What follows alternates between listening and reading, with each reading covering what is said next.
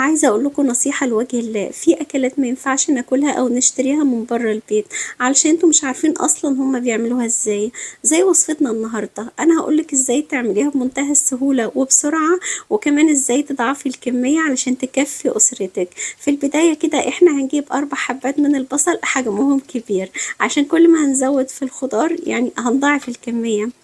المهم هنقطع البصل مكعبات كده علشان نسهل على الكبة بس الفرم عشان ما تسخنش معانا. وتاني مكون هو الفلفل، ممكن تستخدموا فلفل اخضر او فلفل الوان. حوالي 4 او 5 حبات كده برضو هقطعهم مكعبات عشان يتفرموا معانا بسرعة. هحتاج ل3 حبات من الطماطم، يفضل طماطم تكون يعني ما فيهاش مية كتير. هشيل الراس اللي فوق دي وهقطعها برضو مكعبات كده. انا استخدمت 4 حبات علشان كان حجم الطماطم صغير. هنقطعهم بالشكل ده وهنحطهم برضو في الكبة مع باقي المكونات. وهضيف دلوقتي مكون برضو هيزود الكمية معانا وهيعلي القيمة الغذائية. انا بشرت حوالي حبتين كده حجمهم متوسط من الجزر، تقدروا تبشروا حبتين او 3. وما تقلقوش الجزر طعمه مش هيبان في الوصفة، لكن هيعلي القيمة الغذائية ويزود الكمية. بضربهم في الكبة ضرب متقطع علشان الكبة متسخنش معانا. وكل شوية كده أنا هافتح يعني وهانزّل الحاجات دي اللي فوق لو ما كانتش يعني اتفرمت كويس. أنا فتحتها مرتين. المهم لو حابين برضه تزودوا الكمية ممكن تجيبوا حبة بطاطس حجمها متوسط بس مش أكتر من كده عشان ما تأثرش على الطعم طبعا. بشرتها بالمبشرة بتاعة البصل. وأهم حاجة لازم نعصر البطاطس كويس جدا من المية اللي فيها قبل ما نضيفها لباقي الخضار اللي في الكبة.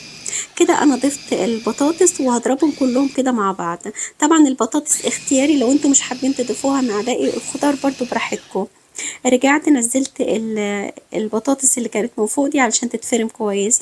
شايفين كمية الخضار اللي احنا فرمناها حجمها كتير ازاي. دلوقتي تاني مرحلة هجيب المصفى وهصفي الخضار ده كويس جدا من المية.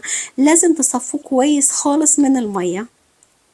والمية اللي هتنزل من الخضار دي طبعا احنا مش هنرميها، هنستخدمها. احنا مش هنرمي اي حاجة. المهم ان احنا بنعصر الخضار كويس خالص كده. طبعا هتلاحظوا ان حجمه قل عشان كان اغلبه ميه. هاخد جزء من الميه بتاعه الخضار دي وهضيف عليه شويه اضافات دلوقتي زي البابريكا وشويه من توابل اللحمه او ال7 بهارات، وشويه من الفلفل الاسود وشويه ملح، وحوالي 3 4 ملاعق من الزيت. هنقلب الحاجات دي كويس كده وهنركنهم على جنب، هقول لكم هنحتاجهم في ايه. هاخد الخضار اللي انا صفيته من الميه ده وهحطه في طبق طبعا متنشف ما فيهوش ميه الطبق. وبعدين هضيف عليه التوابل، نص ملعقه فلفل اسود، ملعقه كزبره، ملعقه مليانه من خلطه ال7 بهارات اللي احنا لسه عاملينها مع بعض، ونص ملعقه صغيره ملح، وملعقه صغيره توم بودره. وهضيف كيس خلطه الحواوشي ده بيكون 50 جرام او 40 جرام. ضيفوا الكيس كله طبعا علشان احنا محتاجين نقوي الطعم النهارده علشان احنا ضايفين خضار، فهنضيف الكيس كله. بعجن الحاجات دي كويس جدا كده وبعصرهم مع بعض علشان يتشربوا من التوابل. وهنا انا عندي نص كيلو من اللحمة المفرومة. طبعا لو حابين تستخدموا ربع كيلو من اللحمة المفرومة على سبيل التجربة يعني هتستخدموا نص كمية الخضار دي. بعجنهم كويس خالص خالص مع بعض، ولازم نعجنهم كويس لغاية ما يندمجوا كده ويدوبوا كلهم في بعض. انا حسيت ان التوابل برضو محتاجة تتزود علشان احنا مزودين الخضار، فممكن تضيفوا ملعقة كبيرة من ال7 بهارات او توابل اللحمة. وبعدين عجنتهم كويس جدا وهيكونوا بالشكل ده. لما بكور كده قطع بصوا بتبقى متماسكة كده علشان احنا صفيناها كويس من المية، لازم تكون بالشكل ده. خلاص كده عجينة الحواوشي بقت جاهزة معانا. تعالوا نجيب الصينية اللي هندخلها الفرن وهندهنها مسحة حلوة كده من الزيت. وده العيش اللي احنا هنستخدمه. اختاروا عيش يكون يعني تخين شوية كده، ما يكونش رقيق علشان ما ينشفش معاكم لما تدخلوه في الفرن. بنفتحه فتحة بسيطة كده على جنب مش كبيرة. هنفتح كل العيش ونسيبه كده جاهز يعني متفتح وجاهز جنبنا علشان ننجز وما ناخدش وقت. وحجم العيش ده على فكرة كان متوسط يعني ما كانش صغير. ده خليط المية اللي احنا عصرناها من الخضار اللي حطينا لها التوابل والزيت. بناخد منها مسحة كده بسيطة بالفرشة وبندهن العيش الحواوشي من جوه. وبناخد عجينة من عجينة الحواوشي وبنفردها من جوه كده بالشكل ده. وبعدين بالفرشة بنرجع تاني كده ندهن العيش من فوق ومن تحت، بيدي طعم جميل للعيش وبعدين كمان بيديله لون حلو سواء هنسويه في الطاسة أو هنسويه في الفرن. تعالوا نعمل واحد كمان، مسحة بسيطة كده من المية اللي نزلت من الخضار من جوه.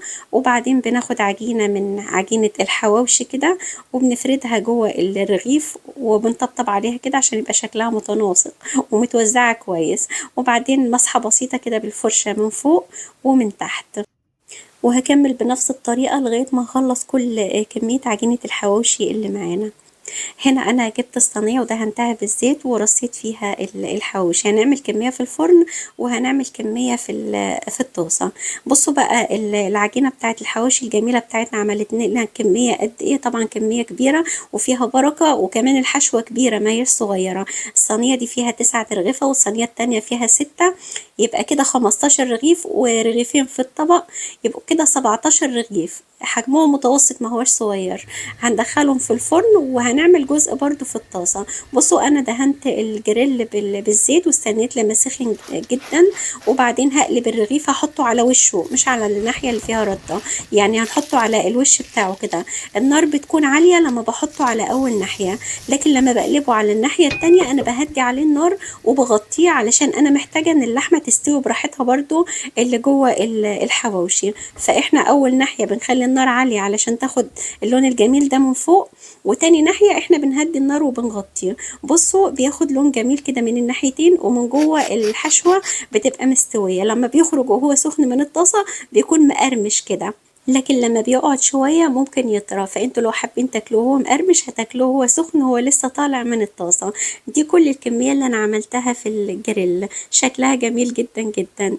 ودي الكمية اللي انا حطيتها في الفرن. العيش الحوش اللي في الفرن بيكون مقرمش، لو عايزينه يبقى طري ممكن تغطوه 5 دقايق بيبقى برضو طري.